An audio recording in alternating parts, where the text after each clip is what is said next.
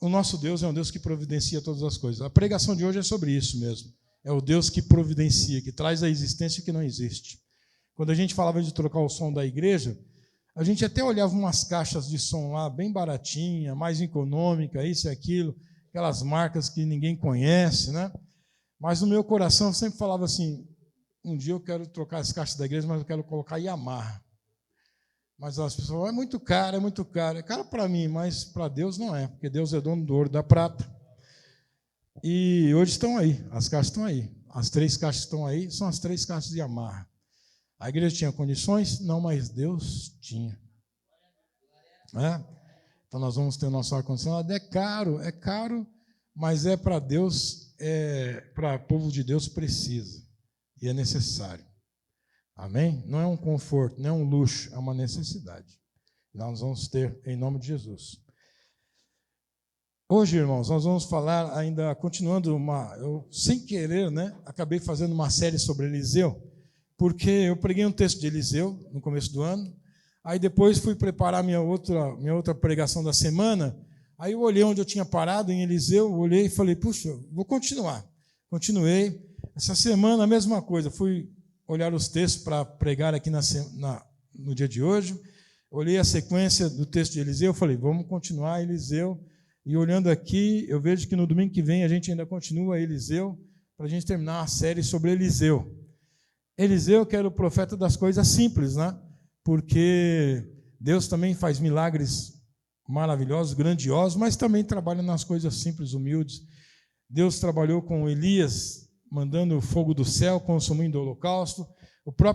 A própria partida de Elias foi apoteótica, quando ele é levado a um carro de fogo, levado por um carro de fogo, mas também trabalhou na vida de Eliseu, com uma panela, com um machado, com azeite, com botija, coisa simples, mas também milagre de Deus.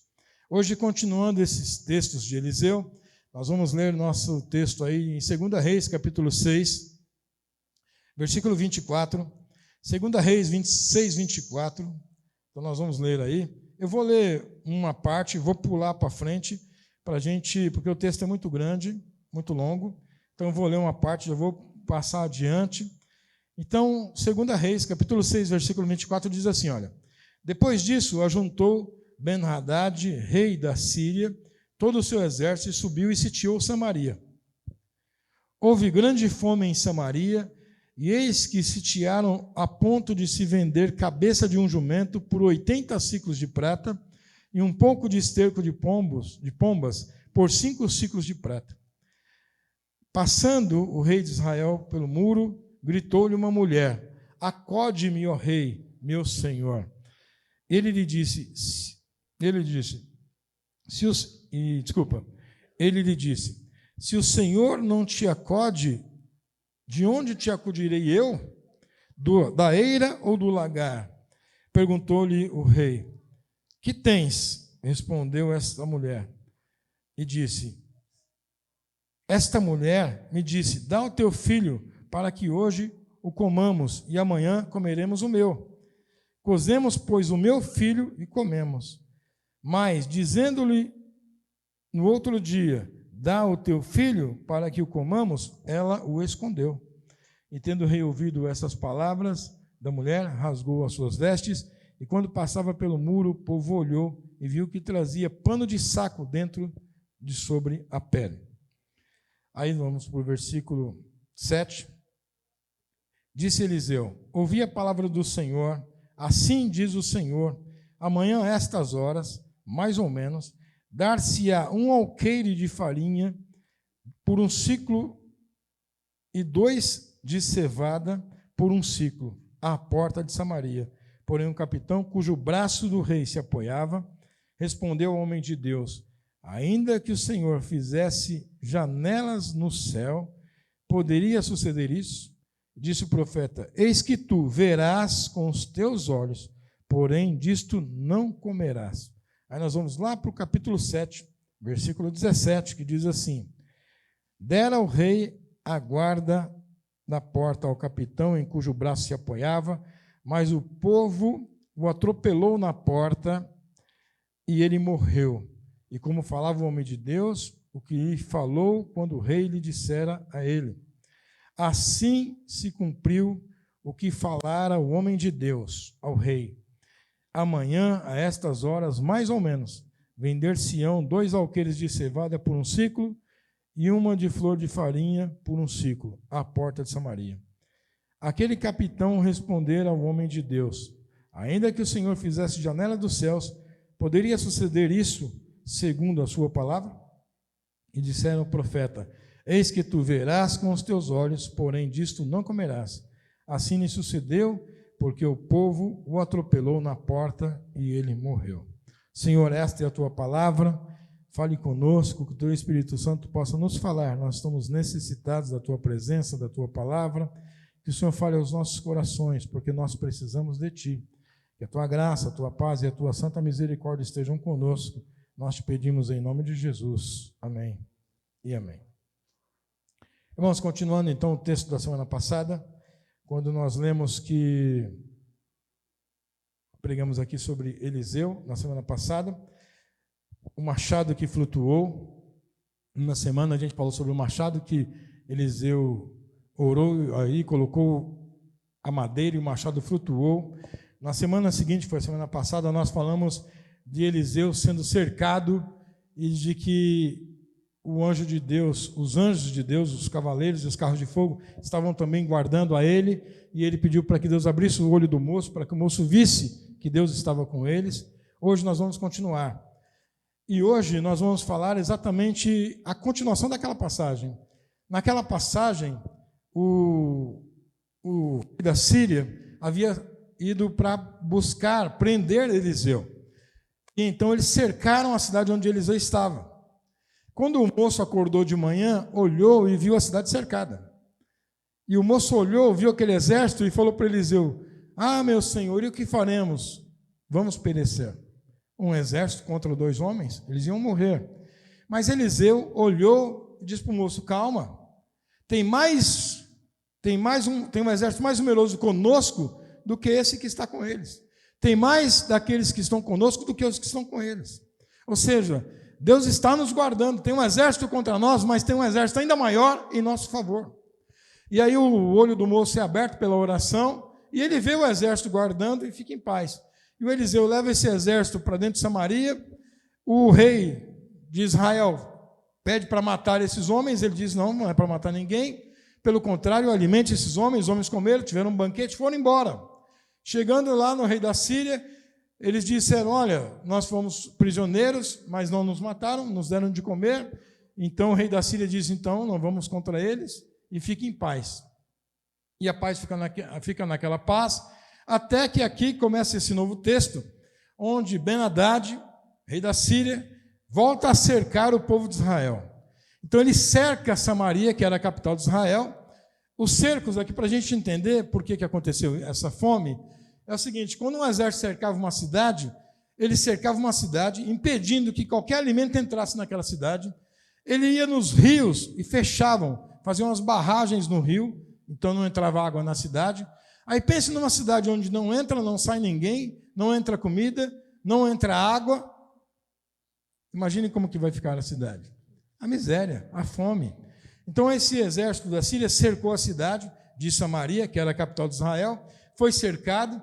Os rios foram fechados, não entrava água, não entrava comida, ninguém saía, ninguém entrava, a miséria se instalou, a tal ponto, olha só, para a gente entender a miséria que estava instalada ali, o texto diz o seguinte, que eles estavam vendendo, olha só, a Bíblia está dizendo aqui, a gente tem que meditar nisso também, não pode passar direto, mas o texto está dizendo o seguinte, que eles chegaram a vender, no versículo 25, a vender uma cabeça de jumento, para comer, uma cabeça de jumento, por 80 ciclos de prata.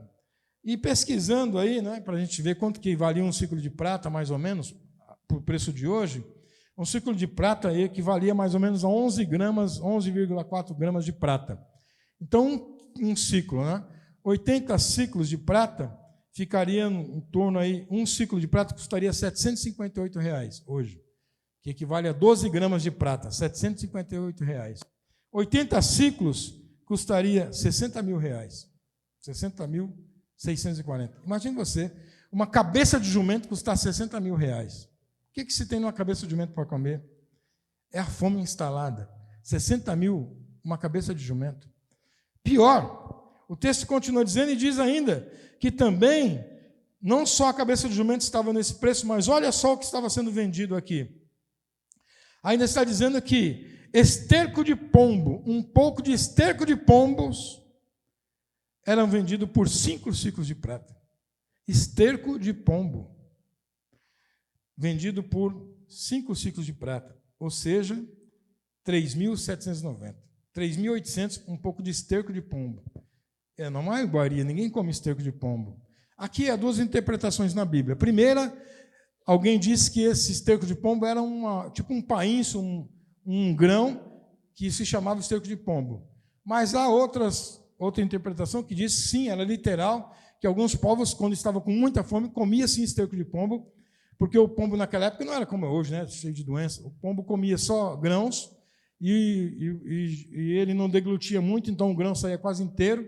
Então se comia sim o esterco do pombo, como se tivesse para comer os grãos que o pombo comeu. Porque o pombo achava a comida, achava alguns grãos, comia, não deglutia, ele fazia suas fezes com os grãos ainda inteiros, então se comia o esterco do pombo. Ou se lavava o esterco do pombo, tirava aqueles grãos para comer. O fato é que esterco de pombo era vendido a R$ 3.800. Tanta fome. Agora nós vamos entender o nível da fome que estava em Samaria, quando o rei passou pelo muro. Aqui, passou pelo muro, é uma expressão seguinte: o rei julgava o povo, não existia poder judiciário, o rei fazia lei. Então, nessa época, o rei sentava no portão da cidade, numa porta da cidade, o rei levava uma cadeira, sentava lá, e ele julgava todas as causas, ok? Então, nesse momento, o rei estava no portão da cidade, indo para a porta da cidade, uma mulher pediu socorro para o rei, e disse: ó rei, me socorra. O rei disse: de onde eu vou te socorrer? Como eu vou te socorrer? Você quer que eu te socorra da eira ou do lagar? Se Deus não te socorrer, como eu vou te socorrer? Ou seja, da eira ou do lagar, o rei está perguntando o seguinte: você quer que eu vá na eira? A eira é onde você malha o trigo. Você pega o trigo para tirar o grão. É um lugar que trabalha o trigo. O lagar é onde pisa as uvas para fazer o vinho. O rei está fazendo uma pergunta para ela irônica, dizendo assim: tá, você quer que eu te ajude aonde? Você quer que eu vá te ajudar no lagar para pisar suas uvas? Ou você quer que eu vá te ajudar a bater o seu trigo? É uma ironia, porque ninguém tinha nada para comer, inclusive o rei. Então o rei está fazendo essa pergunta querendo dizer: se Deus não te ajuda, quem sou eu para te ajudar? Irmãos, tem momentos na nossa vida que a impressão que temos é que nem Deus está nos ajudando. Mas é só uma impressão errada, mentirosa. Porque Deus sempre está do nosso lado. Deus sempre está nos ajudando, sempre está nos ajudando. Agora, o ápice da fome, você vai entender. Aí essa mulher pede socorro e o rei diz isso para ela. Aí ela diz: olha, tem uma causa aqui. Esta mulher, ela apresenta uma mulher, diz: essa mulher aqui, ontem ela falou para mim: vamos matar o seu filho, cozinhar e comer. E amanhã a gente mata o meu e cozinha e come. Aí a mulher diz: eu fiz isso, matei meu filho, nós cozinhamos e comemos ontem o meu filho. Aí hoje a gente foi comer o filho dela e simplesmente ela escondeu o filho dela. Irmão, olha só, isso é uma loucura. A gente não consegue entender o nível de fome que eles estavam vivendo. Quem faria isso? Uma mulher matar o próprio filho para cozinhar e comer. Nós temos relatos. Existe um filme, um livro dos sobreviventes dos Andes. A geração nova talvez nunca ouviu falar, mas o povo da minha idade sabe desse filme e conhece essa história dos sobreviventes dos Andes. Um avião que caiu na Cordilheira dos Andes e os sobreviventes ficaram lá, não tinham o que comer, no gelo, não tinha como sair. Então eles pegaram os corpos daqueles que morreram, fatiaram algumas partes do corpo, colocavam sobre a asa do avião e aquele frio que ventava soprando sobre a carne, cozinhava a carne e eles comiam. Então eles comeram outros seres humanos que haviam morrido. Enquanto um grupo deles saíram a pé e desceram a cordilheira para buscar socorro, encontraram socorro, resgataram aqueles sobreviventes, mas esse caso ficou como um caso muito, muito típico para quem estuda comportamento humano, porque naquela condição de extrema necessidade, um ser humano foi capaz de comer a carne do outro. Então, aquilo foi estudado pelos antropólogos, estudam a ciência, estuda ainda esse fato, porque em caso de extrema necessidade, para a sobrevivência, um ser humano conseguiu, se submeteu a comer a carne de outro ser humano. Se tornou um antropófago. Nós sabemos que haviam tribos antropófagas no Brasil, por exemplo, entre os nossos grupos de indígenas do Brasil, mas é uma coisa que a gente não faz, né?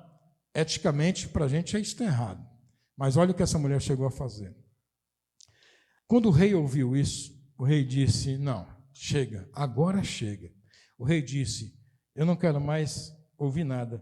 O rei disse, ele rasgou as vestes. Quando ele rasgou a roupa, viu que estava com um pano de saco por baixo. Ou seja, o rei também estava se humilhando. O rei estava em atitude de humilhação. O rei também estava em extrema necessidade. O povo viu aquilo. E o rei disse, não, chega. Amanhã, disse o rei, assim me faça Deus o que lhe aprover, se a cabeça de Eliseu, filho de Safate, ficar sobre os seus ombros amanhã.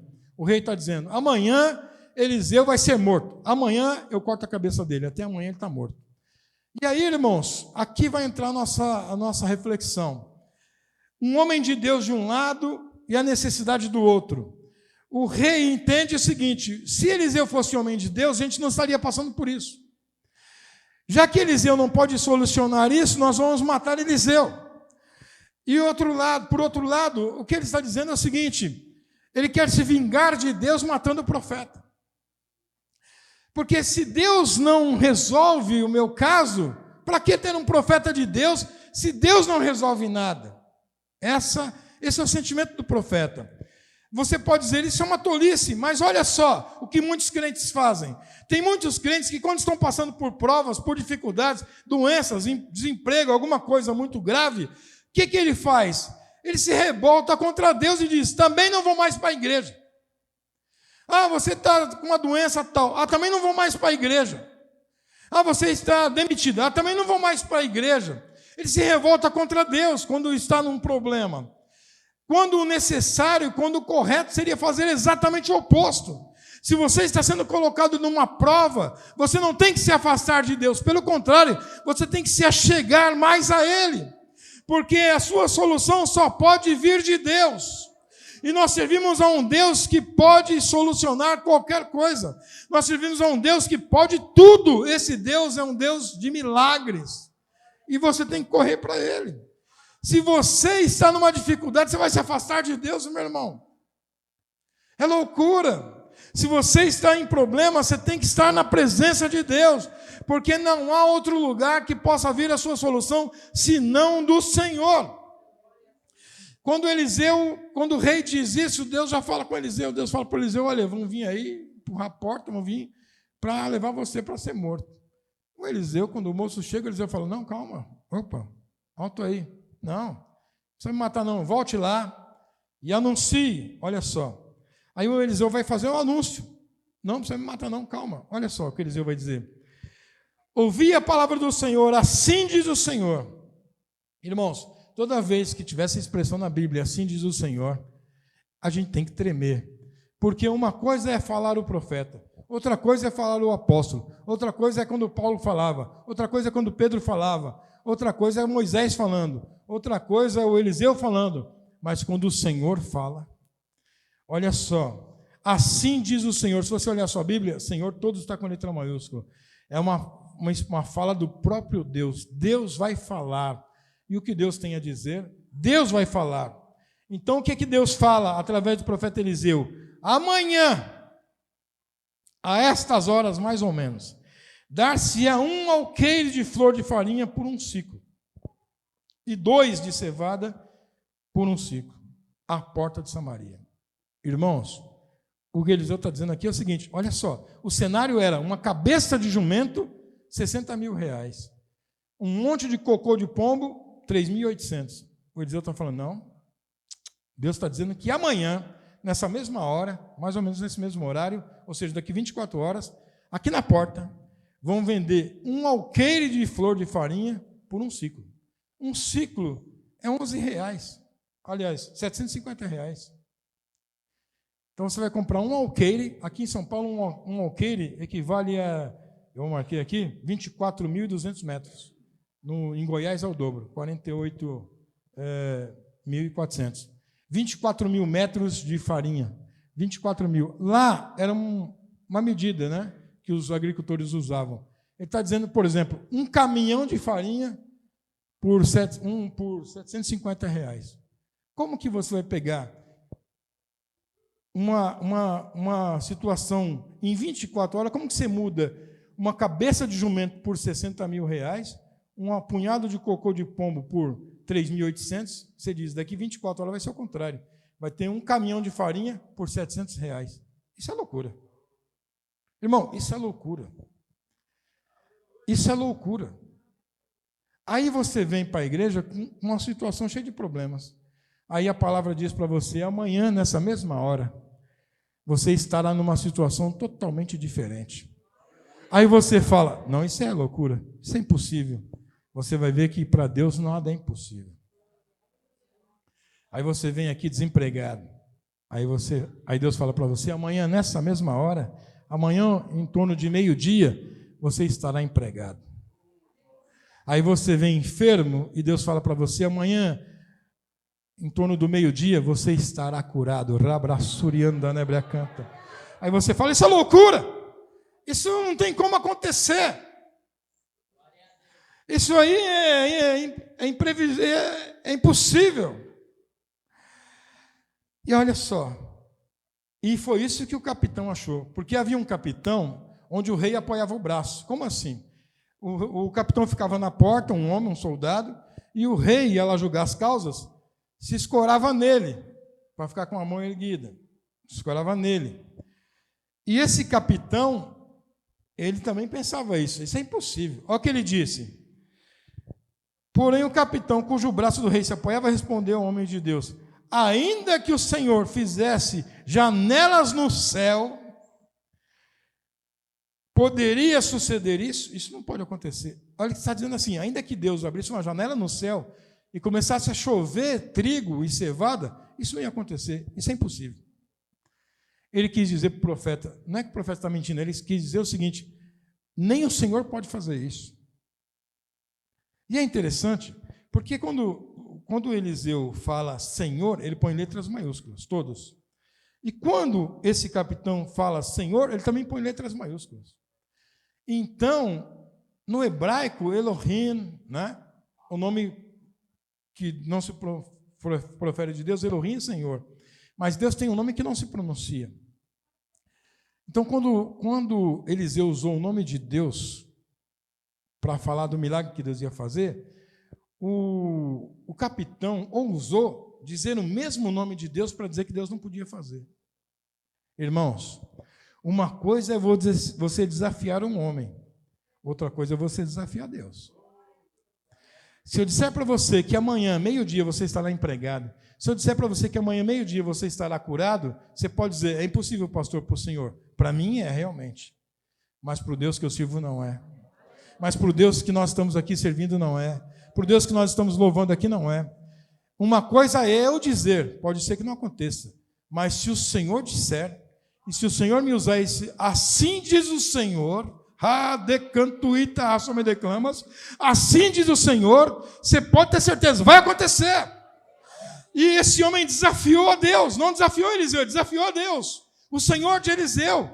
E ele disse assim, ainda que o céu abrisse uma janela, Deus abrisse uma janela, isso não aconteceria. Mas aí então Eliseu disse para ele o seguinte, disse o profeta, eis que tu verás com os teus olhos, porém disso não comerá. Você vai ver, Deus vai te mostrar que vai acontecer, mas você não vai ter o prazer de comer. Ou seja, o incrédulo pode até contemplar o milagre, mas não vai desfrutar dele. O incrédulo até vê milagre, mas para desfrutar do milagre você tem que ser fiel, tem que ter fé. A fé é o firme fundamento das coisas que não se veem, não se vê, mas se aguarda. Porque, irmãos, não é que a gente tem que ver para crer, isso é ciência. Hebreus 11, a fé é a certeza das coisas que se esperam e a convicção dos fatos que não se vê.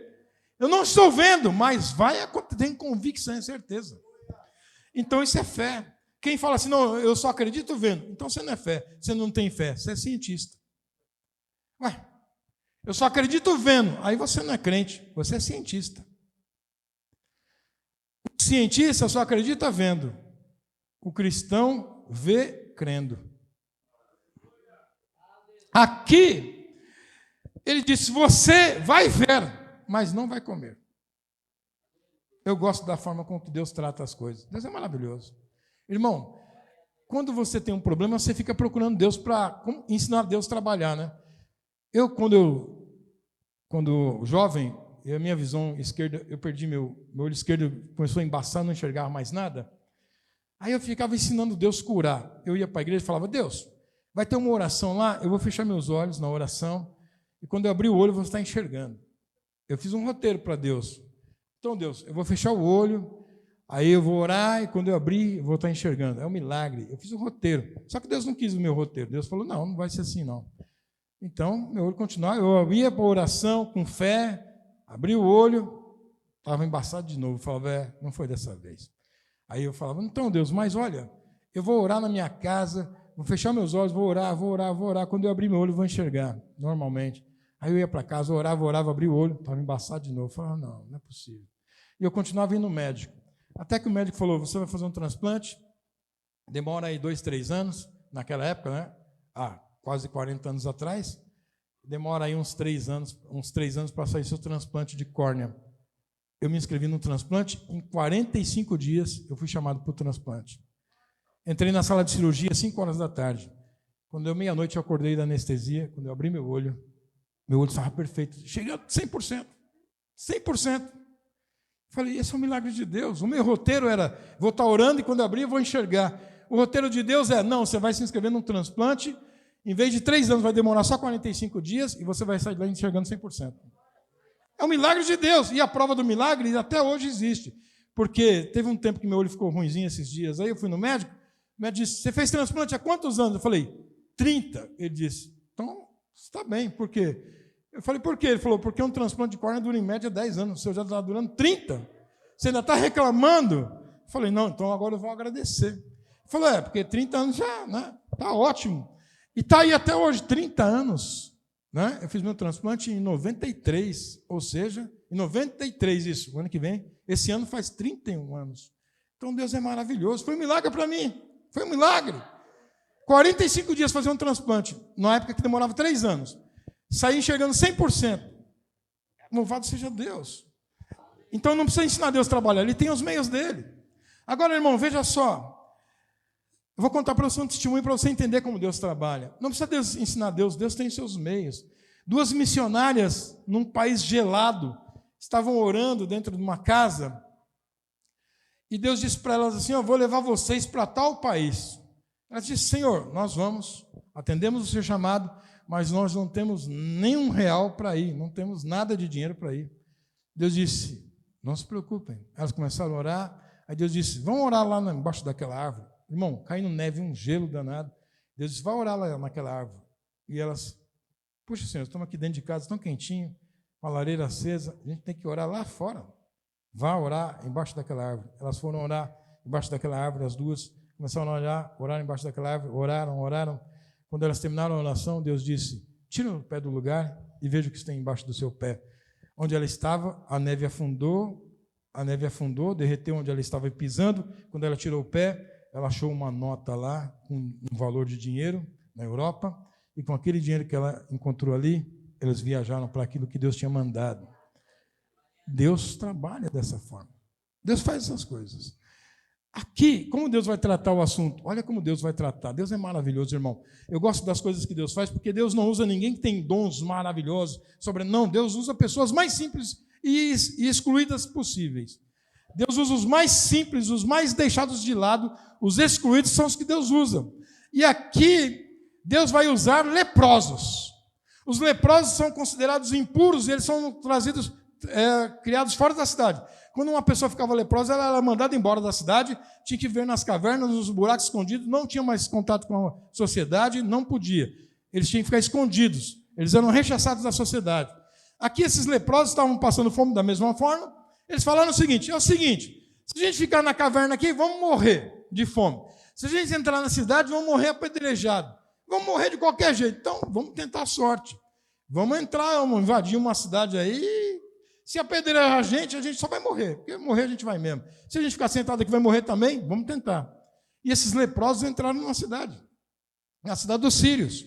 Quando eles entraram na cidade dos sírios, a cidade estava deserta.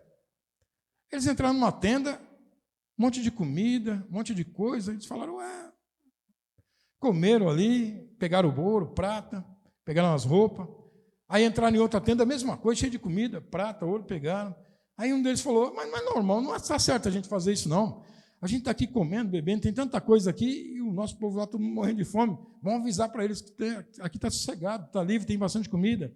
Porque, irmãos, o que Deus fez? Quando esses leprosos, 3, 4, a Bíblia não diz exatamente, quando eles entraram na cidade, Deus fez os sírios entender que era um exército imenso que vinha contra eles. Eles saíram com tanto medo que eles fugiram correndo, saíram com a roupa do corpo. Largaram tudo lá e saíram correndo. Mas eram só alguns leprosos. Agora, os leprosos voltam lá na cidade e dizem, olha, a cidade do lado aí dos sírios está tudo vazio, não tem ninguém lá e tem comida sobrando, tem prato, tem ouro, tem tudo lá, tem roupa, os animais estão tudo lá, está tudo lá. O rei disse, isso aí deve ser uma estratégia para a gente entrar e eles matarem a gente. Então vamos tomar cuidado. Aí alguém disse para o rei, então manda um grupo de soldados lá, ver o que está acontecendo. Ele mandou, os soldados foram lá e falou, tem ninguém lá, tem até arma pela estrada, eles saíram correndo lá, perdendo até as armas. O rei falou, então vá lá, mande os carros e vamos trazer a comida. Começaram a trazer, irmãos. Em 24 horas, começaram a chegar as carroças com os alimentos. Glória a Deus. Olha só, aí no capítulo 7, o rei da guarda, versículo 17, deram o rei da guarda ao capitão cujo braço se apoiava. Olha só, vamos ler no 16. Então saiu o povo, saqueou o arraial dos sírios, e assim se vendia um alqueire de flor de farinha por um ciclo, e 2 de cevada por um ciclo, segundo a palavra do Senhor. Estava acontecendo exatamente o que Deus falou, porque todo mundo foi lá e saqueou o alimento, agora todo mundo tem um monte. Quando tem muito alimento sobrando, o que acontece com o preço? O preço cai. Aí ficou barato. Aí eles começaram a negociar na porta da cidade aquele valor. E o texto está dizendo que deram ao rei da guarda, ao capitão, cujo braço se apoiava, mas o povo atropelou na porta. E é o seguinte, quando chegou aquele monte de alimento na porta, baratinho, o povo saiu correndo. Você já viu uma liquidação no mercado, e quando vai vender liquidação no Extra, que o povo passa um por cima do outro? Imagina um segurança parar na porta e falar, ninguém entra, ele vai morrer atropelado. Aqui, quando falou, um ciclo de farinha, um alqueire de farinha por um ciclo. Irmão, quem estava comprando cabeça de jumento por 80 ciclos, agora você vai comprar um caminhão de trigo por R$700, o capitão entrou na frente para olhar e viu. Quando ele viu, a multidão passou por cima dele e ele morreu. Mas ele viu. Porque o que Deus fala, Deus cumpre. Porque o Deus que fala é o Deus que cumpre. E diz o texto, assim cumpriu o que falara o homem de Deus ao rei. Amanhã, a estas horas, mais ou menos, vender-se-ão um alqueire de cevada e 2 alqueires de trigo e um de cevada por um ciclo. Aleluias, à porta de Samaria. Aquele capitão respondeu ao homem de Deus, ainda que o Senhor fizesse uma janela no céu, poderia suceder isso? Segundo essa palavra, dissera o profeta, eis que tu verás com os teus olhos, porém disso não comerás. Assim lhe sucedeu, porque o povo o atropelou na porta e ele morreu. O incrédulo até vê o milagre, mas não desfruta dele. Porque os milagres de Deus são para quem crê em Deus. Deus é fiel à sua palavra. Se Deus falou, Ele faz. Então, meu irmão, não importa a sua situação. O que importa é o que Deus vai determinar. E isso vai acontecer. Se Deus falar para você que a situação vai mudar, vai mudar. O cântico de Ana, quando Samuel nasce, o cântico de Ana é maravilhoso, porque Ana entende exatamente como Deus trabalha. E quando a Ana faz o seu cântico, depois que ela tem o seu filho, ela diz, então Ana orou ao Senhor e disse, o meu coração se alegra no Senhor, a minha força está exaltada no Senhor, e a minha boca se ri dos meus inimigos, porquanto eu me alegro na tua salvação. Não há santo como o Senhor, porque não há outra além de ti, rocha nenhuma como o nosso Deus. E ela vai dizer: não multipliqueis as palavras de orgulho, nem saiam coisas arrogantes da vossa boca, porque o seu Deus é Deus de sabedoria. Ele pesa os feitos na balança, o arco dos fortes é quebrado, porém os débeis são cingidos de força. Os que eram fartos hoje se alugam por pão, mas os que andavam famintos não sofrem mais fome. Deus muda a situação. Olha só. Aí ele diz: até a estéril teve 7 filhos, e a que tinha muitos filhos perdeu a força. O Senhor tira a vida e dá a vida. O Senhor tira a vida e faz subir a sepultura. O Senhor empobrece e enriquece, abaixa e também exalta. Levanta o pobre do pó, desde o monturo, e exalta o necessitado, e o faz assentar entre os príncipes. Deus é o Deus que tira a vida, dá a vida, faz sair da sepultura, mas também faz descer nela. O Senhor faz a pessoa sentar no trono, mas também faz ele descer do trono. O Senhor é o que exalta, é o que humilha. O Senhor faz qualquer coisa, porque Ele é Deus. Então o Senhor trouxe a fartura onde havia fome. O Senhor fez milagre onde havia uma extrema necessidade. Eu quero dizer para você, em nome de Jesus, que o Senhor também está olhando para você. Que da mesma maneira que você chegou aqui necessitado, Deus sabe da sua necessidade. Deus sabe, Deus conhece. E Ele tem poder para mudar completamente a sua história, mudar completamente a sua vida. Nós estamos chegando ao meio-dia. Amanhã, antes do meio-dia, chegando ao meio-dia, sua situação pode ser completamente mudada, porque nós temos um Deus que pode todas as coisas. Ele exalta, também humilha. Ele tira o pobre do pó e a faz-o assentar entre os príncipes. Tem momento que Deus fez isso na Bíblia? Tem. Ele pegou José, um moço prisioneiro, que dormia na prisão. Deus pegou esse moço da prisão e no outro dia o moço estava sentado num trono junto com o faraó. Ele fez isso. Porque o nosso Deus é Deus. E o contrário, Deus também faz.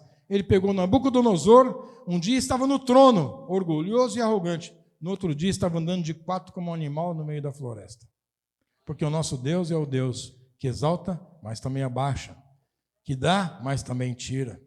Então, esse Deus também está olhando para você nessa manhã. Eu quero terminar dizendo para você: confie no teu Deus. Porque o Senhor está contigo, o Senhor conhece a sua necessidade, o Senhor sabe o que você precisa. Irmão, a diferença do Senhor para nós é que nós, como pais, nós às vezes somos enganados pelos nossos filhos, né? Mas Deus não. Ninguém engana Deus. Então, nossos filhos, às vezes eles nos convencem que eles precisam daquilo, e a gente acaba dando. Mas o nosso Deus não, Ele sabe exatamente o que nós precisamos. E às vezes você está pedindo para Deus alguma coisa e não recebe, porque você acha que precisa, mas Deus tem certeza que você não precisa. Porque quando você chega na sua casa, você entra na sua casa, tudo que você realmente precisa, Deus tem te dado lá. Deus te deu um emprego. Deus te deu um trabalho na igreja. Aí você começou a sentir uma enfermidade. Qual é a sua oração? Senhor, o Senhor me deu um trabalho. O Senhor me deu uma incumbência para fazer a tua obra.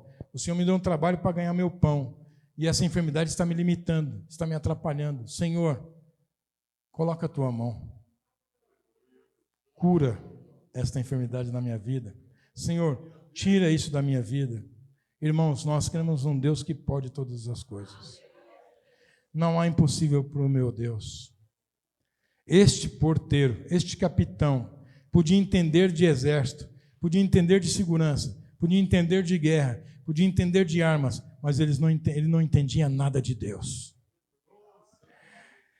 Porque ele pensava nas categorias humanas, categorias racionais, e milagre não tem explicação, por isso ele é um milagre. Milagre não se explica em laboratório, em tubo de ensaio. Milagre é porque Deus quer que seja. O milagre não tem explicação. Por que a medicina não acredita em milagre? Porque eles não podem explicar. A ciência só acredita no que ela pode explicar. Quando ela tem um evento que ela não consegue explicar, ela prefere negar. Mas o nosso Deus é um Deus maravilhoso. É um Deus que cuida de nós. E eu quero terminar dizendo para você que o Deus que cuida de nós está cuidando de nós. Exatamente agora. Por exemplo, meu filho, eu não estou vendo ele aqui. Não sei, eu não estou vendo ele. Mas o meu Deus está te vendo agora. O meu filho, eu não sei o que ele está pensando agora, mas Deus sabe o que você está pensando agora. Tem necessidades, irmãos, que é tão profunda que a gente tem vergonha de contar para as pessoas. Tem gente que tem uma necessidade no coração tão profunda que ela precisa, ela sabe e ela sente, ela quer, mas ela tem até vergonha de falar para as pessoas. Por que ela tem vergonha?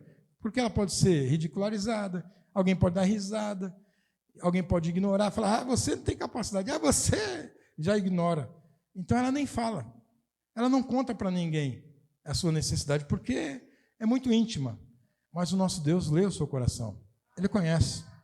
Então essa necessidade que você tem, que é íntima, que você nem conta para ninguém, mas você contou em oração, Deus sabe. E essa aí Deus pode atender, porque Deus sabe que você precisa. Deus conhece a sua necessidade. E o nosso Deus, irmão, é um Deus muito cuidadoso, muito zeloso. Pense num pai cuidadoso. Pense num pai bom. E eu encerro dizendo o seguinte: por que nós chamamos Deus de pai? Há 3 religiões mundiais que são monoteístas, né?